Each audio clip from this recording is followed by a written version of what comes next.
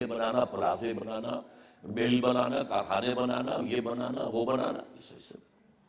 تو جب تک کہ میں نے صرف ایک چیز کا نام لیا ہے، ایک معاشرتی سطح پر ہے پردہ، ایک معاشی سطح پر ہے سود، لیکن یہ اور اس کو پھیلا لیجئے، شریعت کے احکام جتنے بھی ہیں ان سب پر کاربند جس حد تک ممکن ہے اس حد تک پابندی ہے، اس کا عزم مصمم۔ اور نمبر 3 یہ لازمی شرط ہے، نمبر 3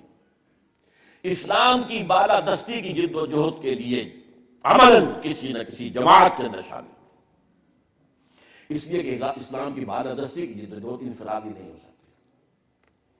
یہ تو ہوگی تو جماعتی ہوگی، اجتماعی شکل میں ہوگی۔ بے شمار انبیاء کو ساتھی نہیں مل سکے، کوئی بڑا کارنامہ وہ نہیں کر کے دکھا سکے دنیاوی اعتبار سے، چلے گئے دنیا سے۔ حضرت موسیٰ علیہ السلام کی قوم نے کوڑا جواب دے دیا، کوئی بھی جنگ کے لیے آمادہ نہیں ہوا، ان کے اوپر 40 سال کی صحرا نوردی کی سزا جو مسلط کر دی گئی۔ حضور کے ساتھیوں نے کہا حضور آپ حکم دیں۔